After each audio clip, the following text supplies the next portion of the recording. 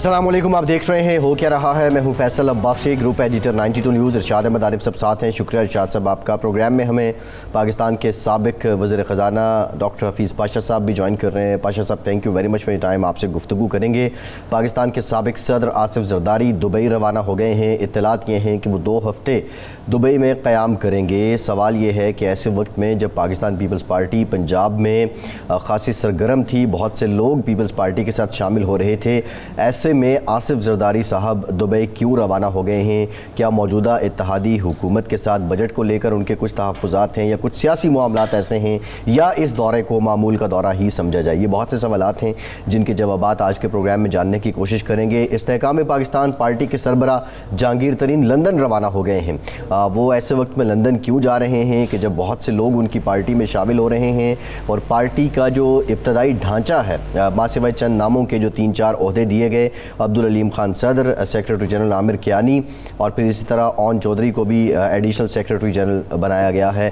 ایسے میں وہ لندن کوئی اہم ملاقات کرنے گئے ہیں؟ یہ بھی انتہائی اہم سوال ہے، اس کا جواب جاننے کی کوشش بھی کریں گے۔ بجٹ کو حکومتی حلقے متوازن قرار دے رہے ہیں۔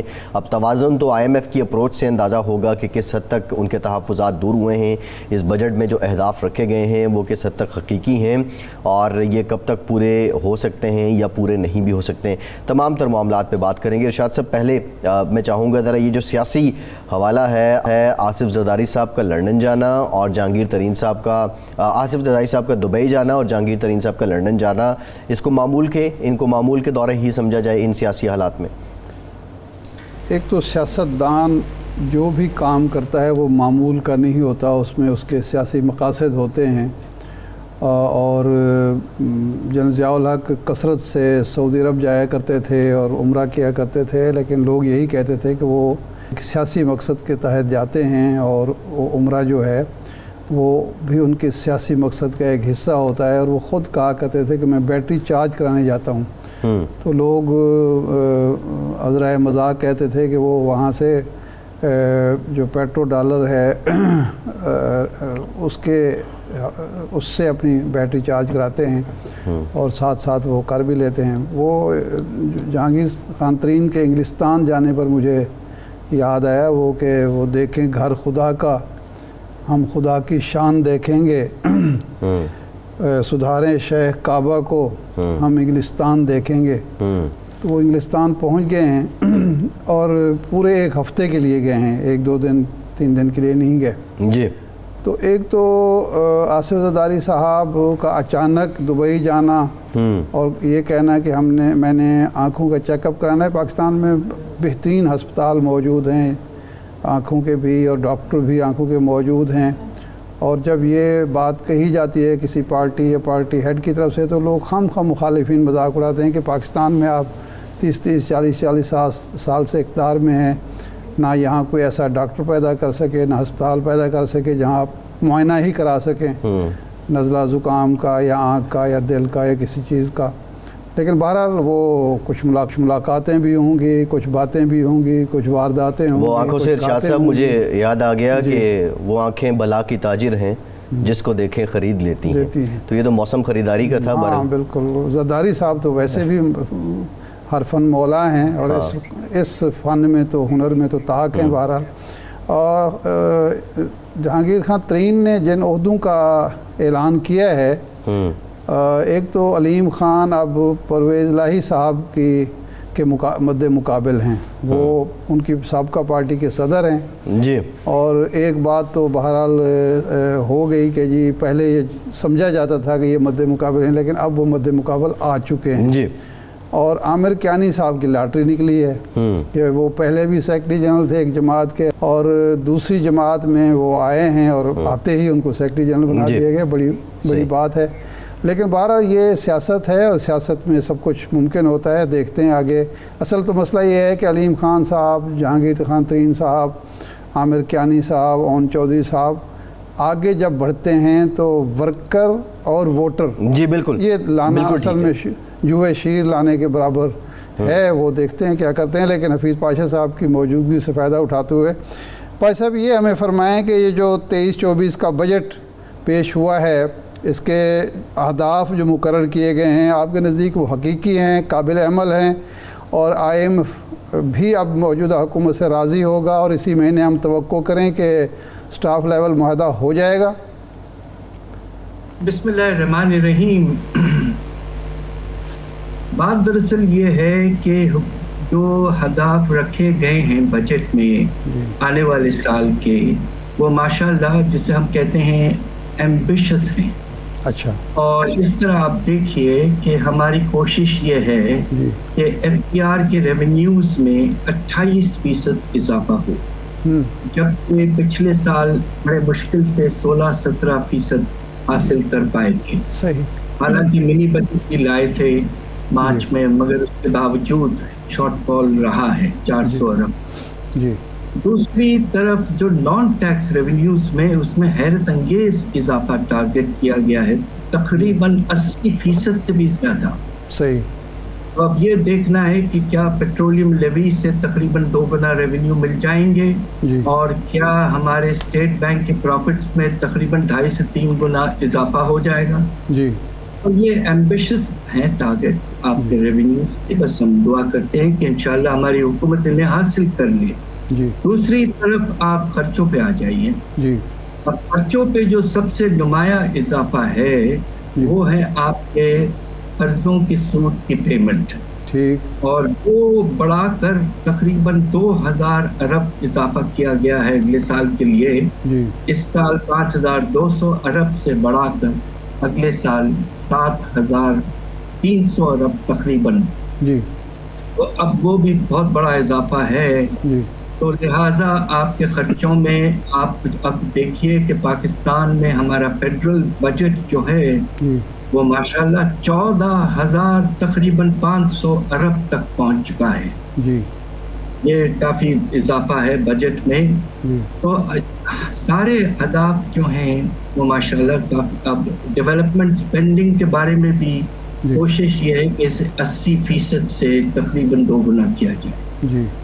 تو یہ بڑے ایمبیشس ٹارگٹس ہیں. اس کے برعکس آپ دیکھیے کہ اکانومی جو ہے کیا وہ واقعی ان حالات میں 3.5% کا شرح نمو حاصل کر پائے گی. جبکہ پچھلے سال ہمارا اندازہ یہ ہے، حالانکہ گورنمنٹ کہتی ہے کہ تھوڑا سا اس میں اضافہ ہوا ہے، مگر ہمارا اندازہ یہ کہ یہ منفی تھا تقریباً 3%، اور خاص طور پر سیلاب کے اثرات کی وجہ سے. تو اب یہ دیکھنا ہے کہ ان حالات میں، جبکہ ملک حالات آپ دیکھیے کہ کافی پریشان کن بھی ہیں، آپ کے ریزروز $4 ارب سے بھی نیچے جا چکے ہیں. ایسا لیول ہم نے بہت سالوں سے نہیں دیکھا. تو اوور آل میرا اسیسمنٹ یہ ہے کہ budget is ambitious and perhaps یہ بھی کہوں کہ انریئلسٹک. تو ایک تو پاشا صاحب یہ ان ریئلسٹک جو اہداف مقرر کیے گئے ہیں اس کی وجہ کیا ہے؟ دوسرا یہ ہے کہ آج ہی اسٹیٹ بینک نے مانیٹری پالیسی کا اعلان کیا اور شرح سود 21% رکھی ہے. 21% شرح سود کے ساتھ صنعت، تجارت، معیشت آگے کیسے بڑھے گی، اور پھر یہ ٹارگٹ کیسے حاصل ہوں گے؟ یہ ریونیو کا پچھلے سال اگر ہم حاصل نہیں کر پائے تو اس دفعہ کیسے حاصل کریں گے؟ اگر ہماری جو ایکسپورٹس ہیں ان کا ہدف جو ہے پچھلے سال سے بھی کم رکھا گیا ہے، ریمیٹنسز کا معاملہ بھی کچھ ایسا ہی ہے، تو کیا سمجھتے ہیں کہ یہ اتنا ایمبیشیسلی کیوں مقرر کیے گئے ہیں؟ بات دراصل یہ ہے کہ حکومت کچھ حد تک تو آپ کو اندازہ ہے کہ IMF کے پریشر میں ہے، اور IMF چاہتا تھا کہ پاکستان خاص طور پہ ریونیوز میں نمایاں طور پر ایک بہت بڑا اضافہ دکھائے. اور ہو سکتا ہے کہ ان کی خواہش یہ تھی کہ جو ہم نے ٹارگٹ 9,200 ارب کا رکھا ہے اس سے بھی کچھ زیادہ. ہاں وہ تو 1,000 ارب کا کہہ رہے تھے، 10,000 ارب کا کہہ رہے تھے. بالکل. تو لہٰذا اچھا ساتھ ساتھ بات یہ ہے کہ دیکھیے اگر آپ ریونیوز بڑھانا چاہتے ہیں تو اس کا طریقہ یہ بھی ہوتا ہے کہ آپ بجٹ میں مناسب قسم کے پروگریسو ٹیکسیشن پروپوزلز لائیں، جس سے جو ملک کے امیر طبقہ ہے اس پر ذرا بوجھ میں اضافہ ہو اور ہمارا ٹیکس بیس جو ہے وہ براڈن ہو جائے. مگر آپ یہ دیکھیے کہ یہ 28% گروتھ ٹارگٹ کے باوجود جو ٹیکسیشن پروپوزلز لائے گئے ہیں وہ صرف 200 ارب کی. جی. ہمارا اندازہ یہ ہے کہ 28% حاصل کرنے کے لیے جی کم از کم 600 سے 700 ارب کے نئے ٹیکسیشن پروپوزلز کی ضرورت تھی. خاص طور پہ ہمارے ٹیکس کے نظام کو پھیلانے کی ضرورت تھی, مگر وہ ایسا نظر نہیں آیا ہے. تو لہٰذا میں اس وقت آپ سے کیا کہوں کہ بجٹ اس سال کا ذرا آپ دیکھیے کہ کیا ہوا, اس سے آپ کو اندازہ ہو جائے گا کہ جب آپ ایمبیشس ٹارگٹ سیٹ کرتے ہیں تو نتیجہ کیا ہوتا ہے. صحیح ہے. سال کے آغاز میں یہ طے ہوا تھا کہ بجٹ ڈیفیسٹ 4.9% ہوگا ہمارے جی ڈی پی کا. ہوا ہے یہ 7 کم از کم 7 سے 8%. ٹھیک. تو تقریباً یعنی کہ اضافہ 4% تک 2000 ارب سے زیادہ بڑھ گیا ٹارگٹ سے آپ کا ڈیفیسٹ. لیکن پاشا صاحب سوال یہ بھی ہے کہ کیا آئی ایم ایف کے تناظر میں یہ بجٹ متوازن ہے؟ آئی ایم ایف اس مطمئن ہو جائے گا؟ دیکھیے اس میں 2-3 چیزیں ہیں جو یقیناً گورنمنٹ نے تو ایمبیشس ٹارگٹ سیٹ کیے ہیں, مگر شاید جس طرح ابھی بات ہوئی کہ شاید ریونیوز میں کچھ اور اضافہ چاہتی تھی آئی ایم ایف, اور چاہتی تھی کہ ٹیکسیشن پروپوزلز اور زیادہ ہوں. دوسری طرف جو آپ نے اپنے بجٹ میں جو ڈیٹ سروسنگ یعنی کہ سود کی پیمنٹ قرضوں پر, اس کو آپ نے 7,200 ارب رکھا ہے. 300 لگ بھگ آپ دیکھ لیں, 7,300 ارب. اب آئی ایم ایف کا اندازہ یہ تھا کہ اس سے بہت زیادہ ہوگا. تو اس سے اشارہ مل رہا ہے کہ آنے والے مہینوں میں حکومت جو ہے 21% جو لیول ہے اس کو میں سمجھتا ہوں کہ مناسب ہے جو سے کم لے جائے. مگر آئی ایم ایف جو ہے اس کو انٹرسٹ ریٹس کا بڑا شوق ہے, اور وہ چاہتے ہیں, اس لیے آج آپ دیکھیے کہ اسٹیٹ بینک نے اسی لیول پہ رکھا ہے, اس لیے کہ آئی ایم ایف کی چھتری ابھی تک موجود ہے, مگر 30 جون کے بعد میں اس کے امکانات ضرور ہیں کہ سر سود کم کریں گے, اور وہ بہت مناسب میں سمجھتا ہوں پالیسی ہوگی.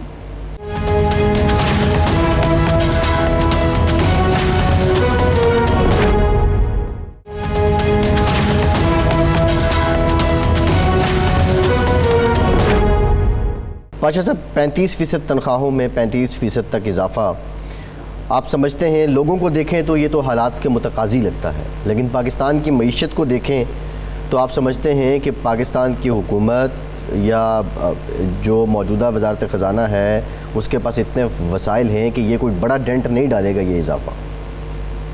دیکھیے انہوں نے یہ نہیں بتایا ہے کہ اس پہ کتنا خرچہ پڑے گا.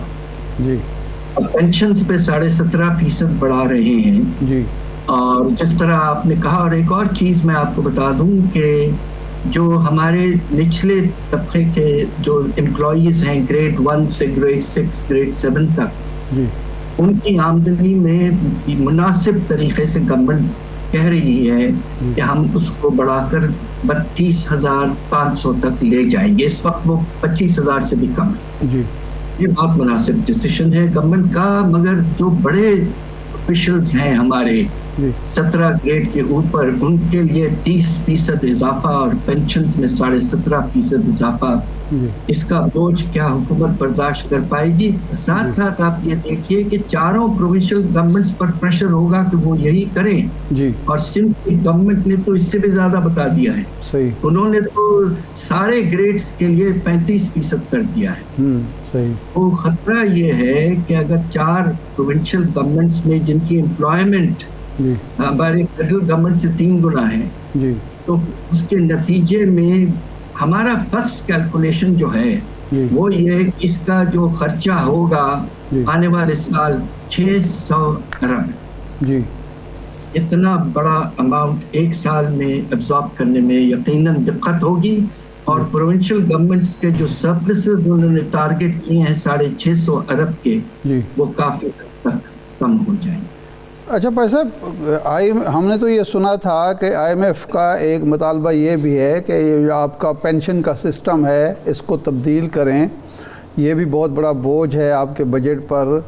تو اب پینشن میں 17.5% اضافہ کر دیا گیا ہے، آپ کے ریونیو بڑھ نہیں رہے، تنخواہوں میں آپ خاص طور پر 17 سے اوپر کے جو ملازمین کی 30% 30% اضافہ ہے، کیا یہ آئی ایم ایف کے جو مطالبات ہیں یا آئی ایم ایف کا جو اسٹرکچرل اس کا تھا ریفارم کا ایشو تھا، یہ اس سے متصادم نہیں ہے سب کچھ؟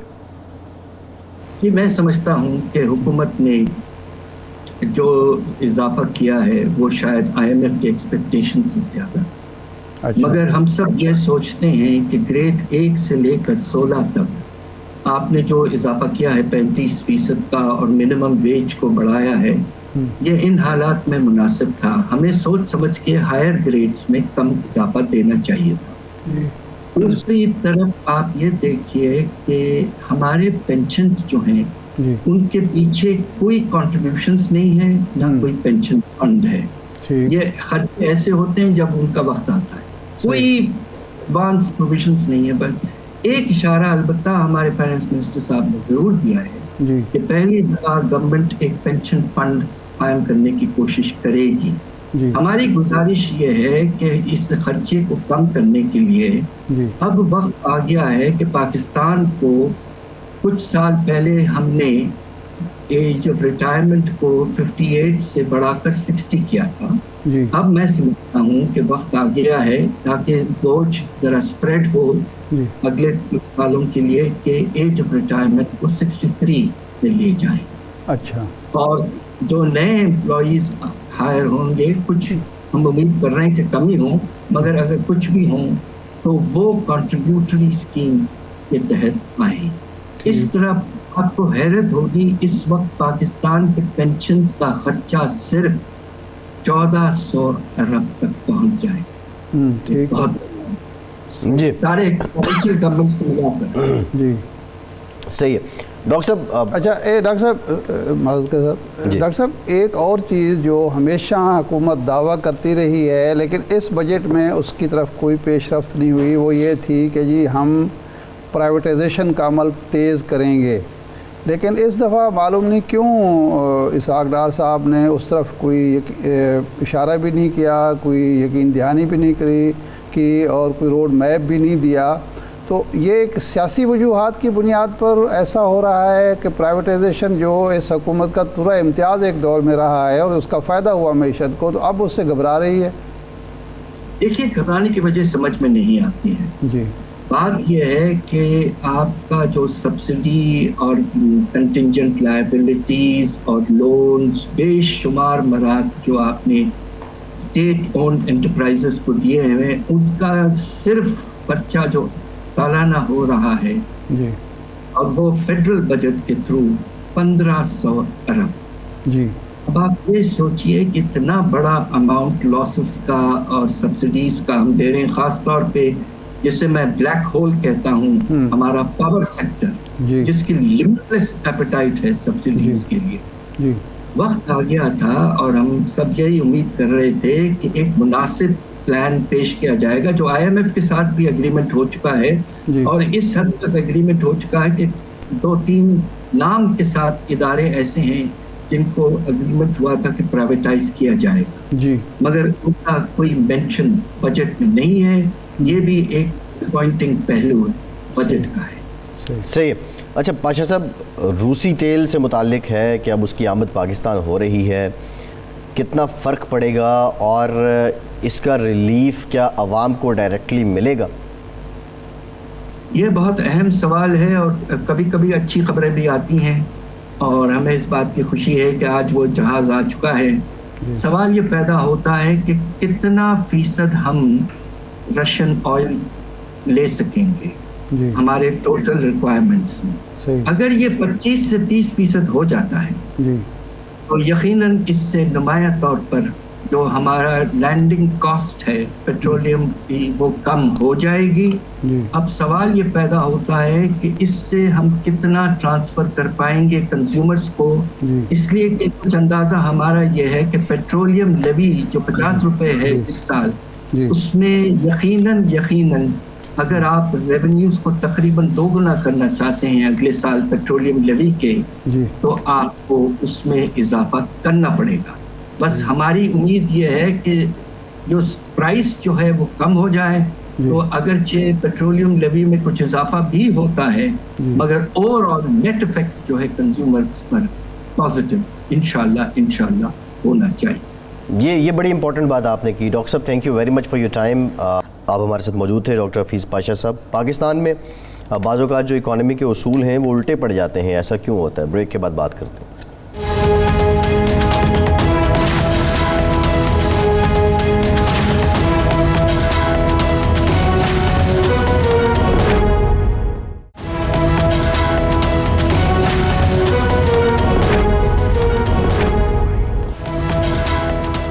بریک کے بعد ایک بار پھر سے آپ کو خوش آمدید کہیں گے. ارشاد صاحب سیاست پہ بھی بات کریں گے, لیکن پاشا صاحب بڑے زیرک اور بڑے تجربہ کار قسم کے معیشت دان ہیں, وزیر خزانہ بھی رہے ہیں.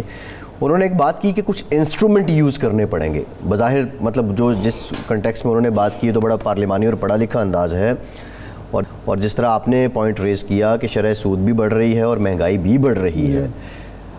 ہم نے جب دیکھا کہ عوام بھی مطمئن ہوتے ہیں, حکومت بھی مطمئن ہوتی ہے, وہاں پہ جگاڑ استعمال کیا جاتا ہے. تو یہ پاشا صاحب بھی انسٹرومنٹ سے مراد جگاڑ کی بات کر رہے ہیں؟ میرا نہیں خیال کہ وہ جگاڑ کی بات کریں. دیکھیں 2-3 چیزیں ہیں جو ابھی تک نہیں ہوئی.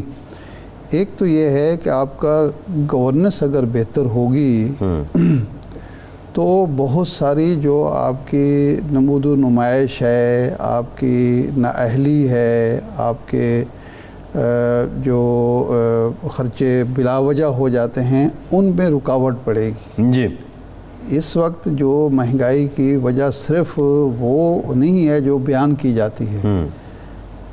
کسی زمانے میں پرائس کنٹرول کمیٹیاں ہوتی تھیں, وہ ختم ہو گئی ہیں.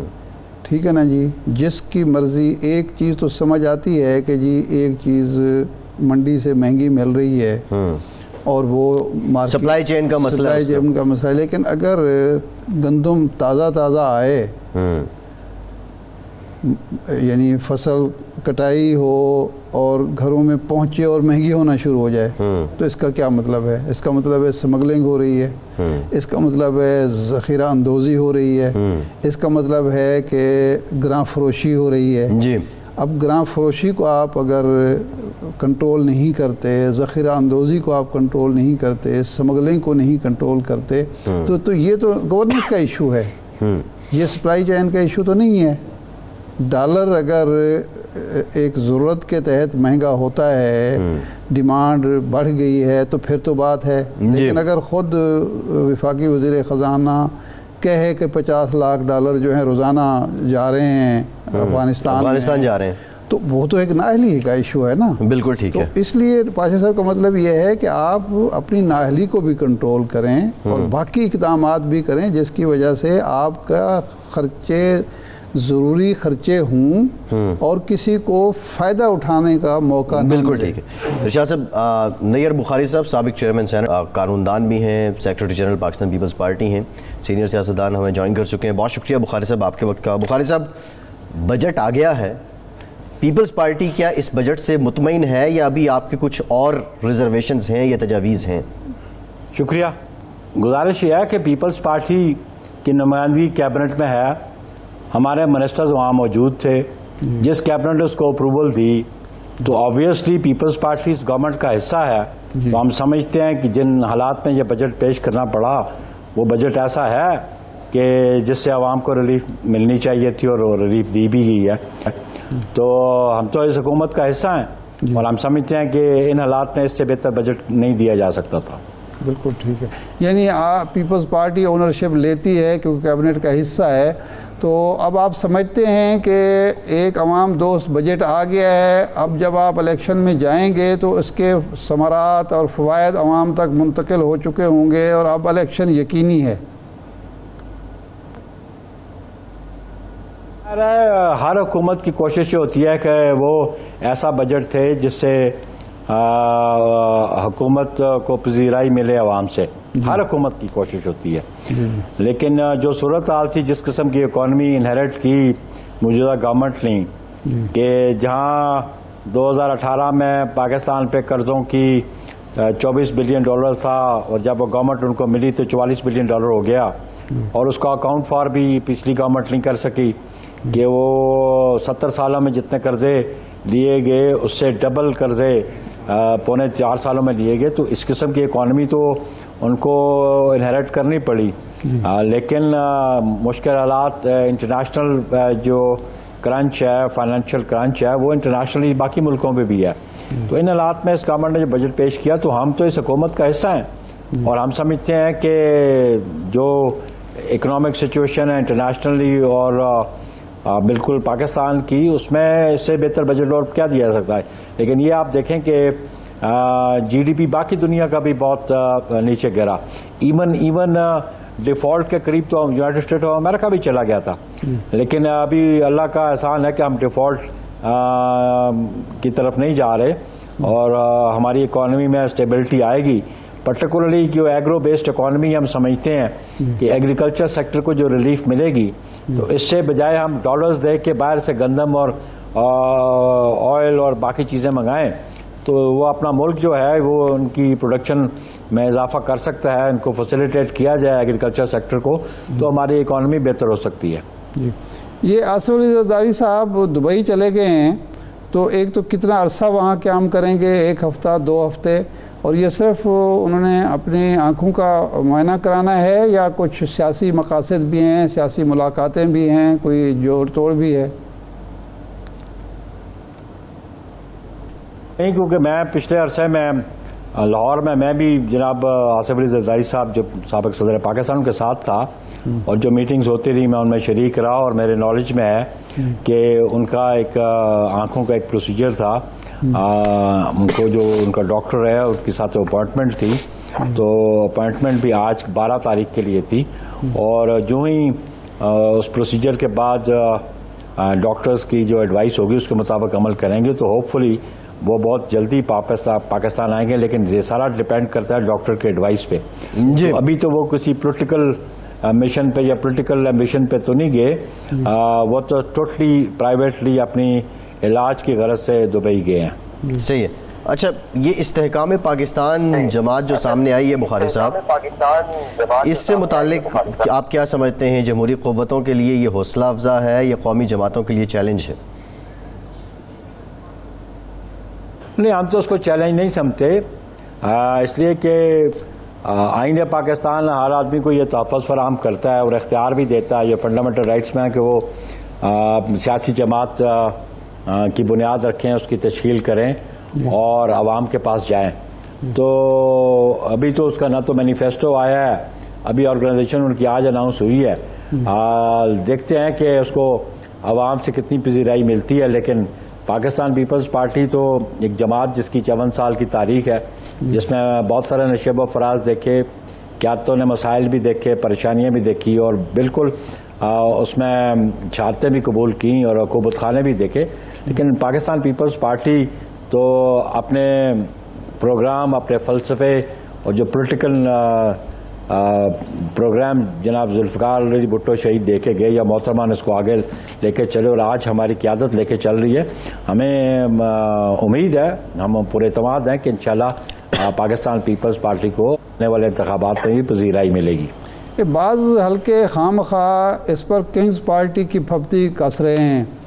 پیپلز پارٹی سمجھتی ہے کہ جہانگیر خان ترین نے اپنا آئینی اور قانونی حق استعمال کیا ہے، اور جو لوگ اکٹھے ہو رہے ہیں ان کو وہ خود ہی جہانگیر خان ترین کے ساتھ اپنے تعلق کی بنیاد پر یا سیاسی فلسفے کی مطابقت کی بنیاد پر ہو رہے ہیں، یا کوئی کنگز پارٹی بن رہی ہے جس طرح کاف لیگ بنی تھی جسے زرداری صاحب نے قاتل لیگ کہا تھا، یا ریپبلکن بنی تھی، یا پٹیار بنے تھے، یا مولانا کوثر نیازی کی پروگریسو پارٹی بنی تھی.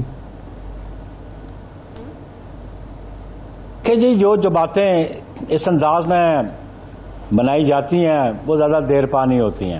جی، آپ 50s کا دور بھی دیکھ لیں، جی 60s کا بھی دیکھ لیں، کہاں ریپبلکن، کہاں کنونشن لیگ، جی اس زمانے میں کونسل لیگ بھی موجود تھی. جی پھر وہ آپ کے سامنے مسلم لیگ میں سے این نکلی، پھر اس میں سے کیو نکلی، پیٹریوٹ نکلی.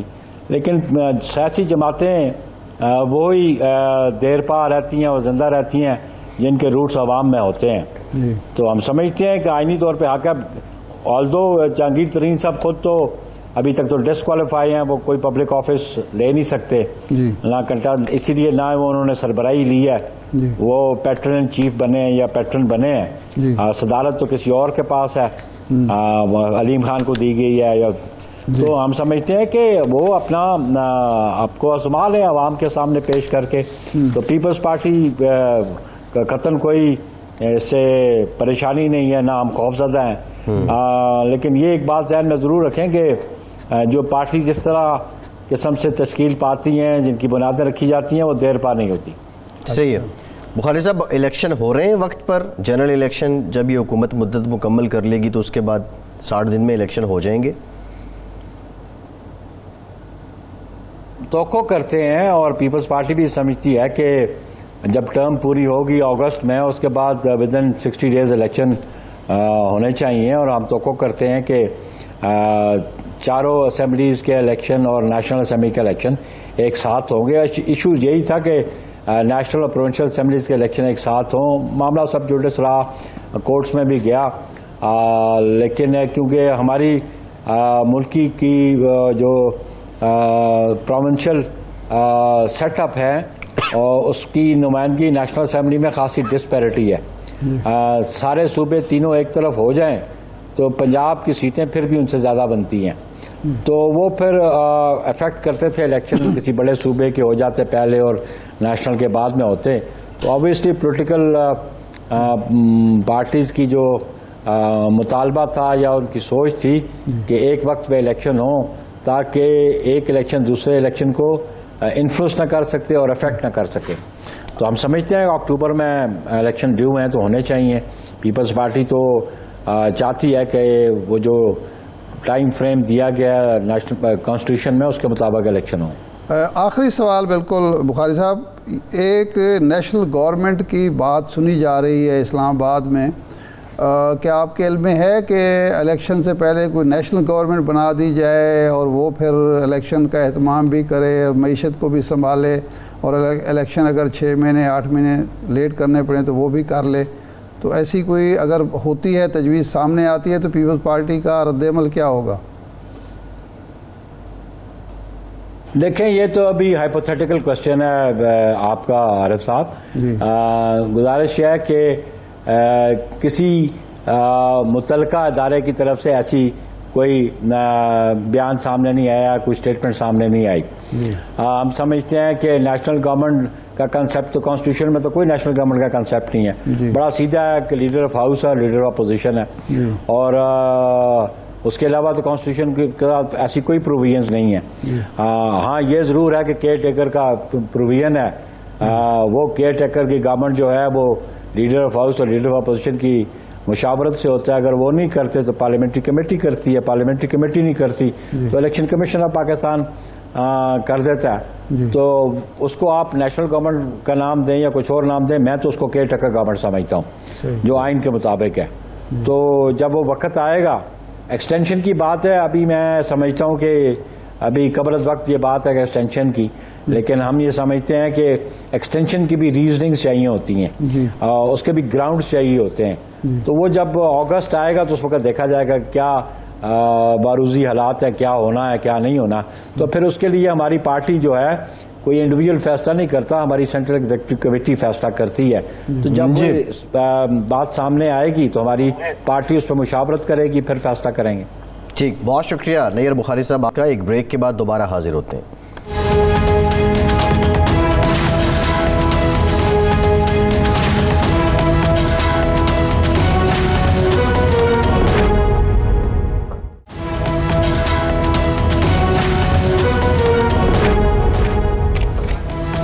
بریک کے بعد ایک بار پھر سے آپ کو خوش آمدید کہیں گے. ارشاد صاحب, اب کراچی کی جو میئرشپ ہے اس کا تاج لگتا ہے کہ پیپلز پارٹی کی ساری سجنے والا ہے, لیکن اس سے پہلے ہمیں اسحاق خاقوانی صاحب نے جوائن کیا ہے.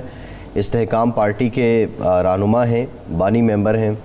خاقوانی صاحب بہت شکریہ آپ کا. خاقوانی صاحب یہ بتائیے گا, آج آپ نے کچھ عہدے جو ہیں وہ اناؤنس کیے ہیں, ایک تو یہ بتا دیں یہ عبوری طور پہ ہے, اور اگر عبوری نہیں ہے تو پھر مزید جو اناؤنسمنٹس ہیں عہدیدار ہیں ہائرارکی وہ کب اناؤنس کی جائے گی؟